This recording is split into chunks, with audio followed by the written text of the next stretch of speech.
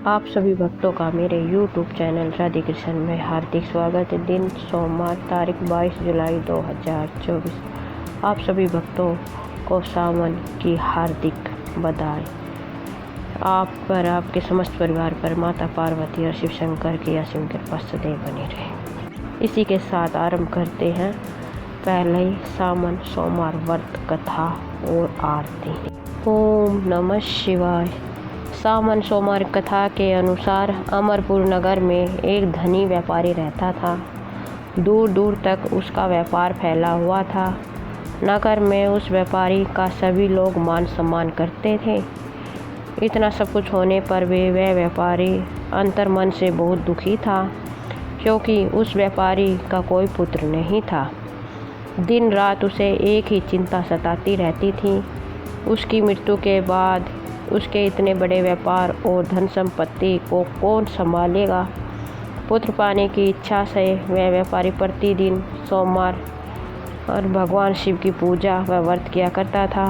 सायकाल को व्यापारी शिव मंदिर में जाकर भगवान शिव के सामने घी का दीपक जलाया करता था। उस व्यापारी की भक्ति देखकर एक दिन पार्वती ने भगवान शिव से कहा, हे प्राणनाथ, यह व्यापारी आपका सच्चा भक्त है। कितने दिनों से यह सोमवार का व्रत और पूजा कर रहा है।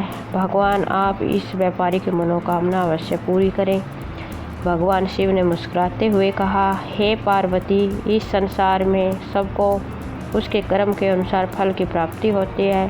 प्राणी जैसा कर्म करते हैं उन्हें वैसा ही फल प्राप्त होता है। इसके बावजूद पार्वती जी नहीं मानी। उन्होंने आग्रह करते हुए कहा, नहीं प्राणनाथ, आपको इस व्यापारी की इच्छा पूरी करनी ही पड़ेगी। यह आपका अनन्य भक्त है। प्रति सोमवार आपका विधिवत व्रत रखता है। पूजा अर्चना के बाद आपको भोग लगाकर एक समय भोजन ग्रहण करता है। आपको इसे पुत्र प्राप्ति का वरदान देना ही होगा। पार्वती का इतना आग्रह देखकर भगवान शिव ने कहा, तुम्हारे आग्रह पर मैं इस व्यापारी को पुत्र प्राप्ति का वरदान तो देता हूँ, लेकिन इसका पुत्र 16 वर्ष से अधिक जीवित नहीं रहेगा। उसी रात भगवान शिव ने सपने में उस व्यापारी को दर्शन देकर उसे पुत्र प्राप्ति का वरदान दिया और उसके पुत्र के 16 वर्ष तक जीवित रहने की बात बताई। भगवान के वरदान से व्यापारी को खुशी तो हुई, लेकिन पुत्र के अल्प आयु की चिंता ने उस खुशी को नष्ट कर दिया। व्यापारी पहले की तरह सोमवार का विधिवत व्रत करता रहा। कुछ महीने पश्चात उसके घर अति सुंदर पुत्र उत्पन्न हुआ। पुत्र जन्म से व्यापारी के घर में खुशियाँ भर गई। बहुत धूमधाम से पुत्र जन्म का समारोह मनाया गया। व्यापारी को पुत्र जन्म की अधिक खुशी नहीं हुई, क्योंकि उसे पुत्र की अल्प आयु के रहस्य का पता था। यह रहस्य घर में किसी को नहीं मालूम था। विद्वान ब्राह्मणों ने उस पुत्र का नाम अमर रखा था। जब अमर 12 वर्ष का हुआ तो शिक्षा के लिए उसे वाराणसी भेजने का निश्चय हुआ। व्यापारी ने अमर के मामा दीपचंद को बुलाया और कहा कि अमर को शिक्षा प्राप्त करने के लिए वाराणसी छोड़ आओ। अमर अपने मामा के साथ शिक्षा प्राप्त करने के लिए चल दिया। रास्ते में जहाँ भी अमर और दीपचंद रात्रि विश्राम के लिए ठहरते, वहीं यज्ञ करते और ब्राह्मणों को भोजन कराते थे।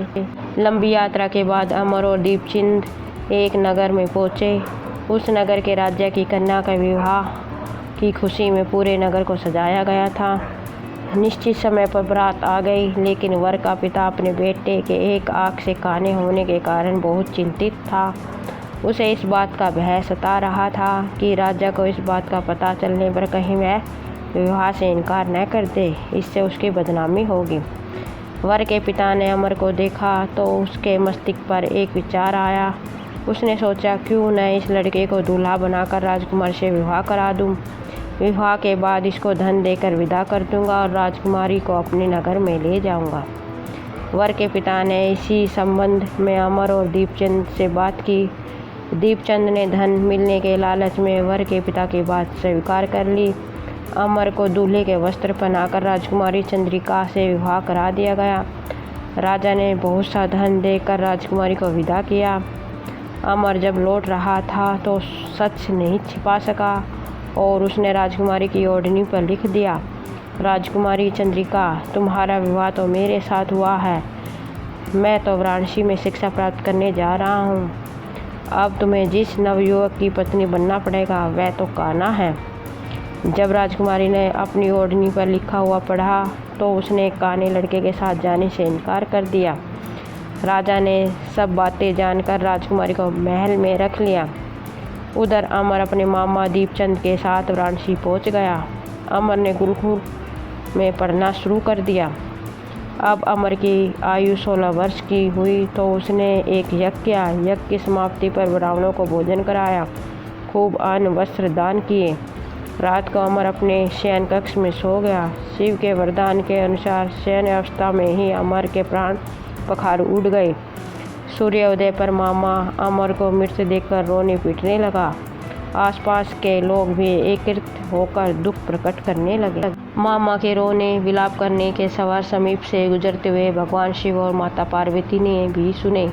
पार्वती जी भगवान से कहा, हे प्राणनाथ, मुझसे इसके रोने के सवार सहन नहीं हो रहे हैं।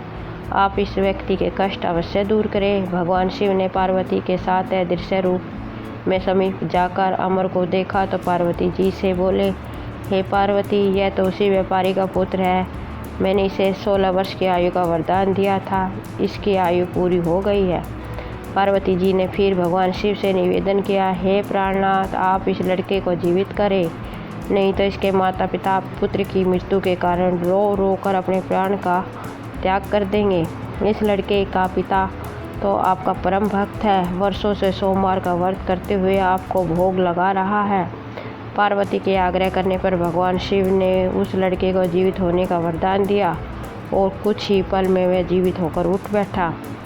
शिक्षा समाप्त करके अमर मामा के साथ अपने नगर की ओर चल दिया। दोनों चलते चलते उसी नगर में पहुँचे जहाँ अमर का विवाह हुआ था।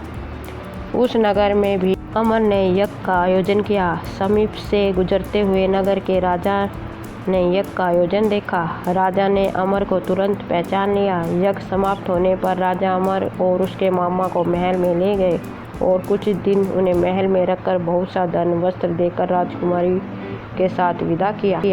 रास्ते में सुरक्षा के लिए राजा ने बहुत से सैनिकों को भी साथ भेजा। दीपचंद ने नगर में पहुंचते ही एक दूत को घर भेजकर अपने आगमन की सूचना भेजी। अपने बेटे अमर के जीवित वापस लौटने की सूचना से व्यापारी बहुत प्रसन्न हुआ। व्यापारी ने अपनी पत्नी के साथ स्वयं को एक कमरे में बंद कर रखा था। भूखे प्यासे रहकर व्यापारी और उसकी पत्नी बेटे की प्रतीक्षा कर रहे थे। उन्होंने प्रतिज्ञा कर रखी थी कि यदि उन्हें अपने बेटे की मृत्यु का समाचार मिला तो दोनों अपने प्राण त्याग देंगे। व्यापारी अपनी पत्नी और मित्रों के साथ नगर के द्वार पर पहुंचा। अपने बेटे के विवाह का समाचार सुनकर पुत्रवधू राजकुमारी चंद्रिका को देखकर उसकी खुशी का ठिकाना ना रहा। उसी रात भगवान शिव ने व्यापारी के सपने में आकर कहा, हे सेठ जी, मैंने तेरे सोमवार के व्रत करने और व्रत कथा सुनने से प्रसन्न होकर तेरे पुत्र को लंबी आयु प्रदान किया है। व्यापारी बहुत खुश हुआ। सोमवार का व्रत करने से व्यापारी के घर में खुशियाँ लौट आई। शास्त्रों में लिखा है कि जो स्त्री पुरुष सोमवार का विधिवत व्रत करते और व्रत कथा सुनते हैं उनकी सभी इच्छाएं भगवान शिव शंकर और माता पार्वती अवश्य पूरी करते हैं। बोलो शिव शंकर भगवान की जय, माता पार्वती की जय। आरती। ओम जय शिव ओमकारा, प्रभु हरि शिव ओमकारा, ब्रह्मा विष्णु सदा शिव हरे धागे की धारा। ओम जय शिव ओमकारा, प्रभु हरि शिव ओमकारा, एकानंद चतुरानन पंचानन राजे, अने शासन गरुड़ासन विश्ववाहन साजे।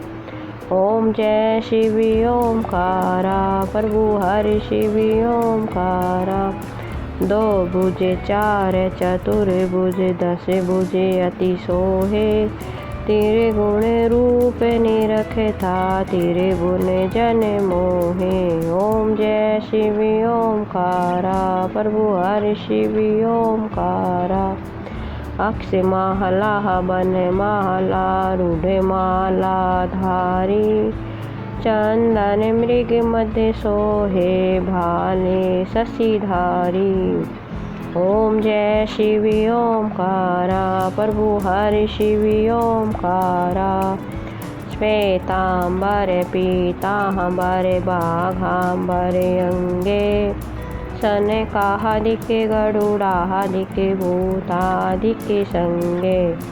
ओम जय शिव ओमकारा प्रभु हरि शिव ओमकारा करे के मध्य कमंडल चक्र तीरे सोलह धारता जग करता जग भरता जग संहार करता। ओम जय शिव ओमकारा प्रभु हरि शिव ओमकारा ब्रह्मा विष्णु सदा शिव जानत विवेका प्राणया के सर के माध्य ये तीनों एका। ओम जय शिव ओमकारा प्रभु हरि शिव ओमकारा काशी में विश्वनाथ विराजत नंदी ब्रह्मचारी नित्य उठित भोग लगावत महिमा अति भारी। ओम जय शिव ओमकारा प्रभु हरि शिव ओमकारा त्रिगुण शिव जी की आरती जो कोई नर गावे कहते शिवानंद स्वामी मन वांछित फल पावे। ओम जय शिव ओमकारा प्रभु हरि शिव ओमकारा ब्रह्मा विष्णु सदा शिव अर्धांगी की धारा। ओम जय शिव ओमकारा प्रभु हरि शिव ओमकारा। ओम नमः शिवाय। आपको मेरा वीडियो कैसा लगा कमेंट बॉक्स में उससे बताएं। मेरे वीडियो को लाइक शेयर और चैनल को सब्सक्राइब करें। सावन मास में भगवान शिव शंकर की कथा आपको मेरे चैनल पर रोज़ाना मिलेगी। आप सुनने के इच्छुक हैं तो कमेंट के माध्यम से मुझे बताइए। शिव महापुराण की कथा, सावन मास का महत्व, शिव और माता पार्वती की अनेकों कथाएं आपको मेरे चैनल पर मिलेंगी। धन्यवाद। ओम नमः शिवाय। जय शिव शंकर भोलेनाथ। जय माता पार्वती। आप मेरे वीडियो को लाइक शेयर और चैनल को सब्सक्राइब करें। धन्यवाद। जय शिव शंकर भोलेनाथ। जय माता पार्वती।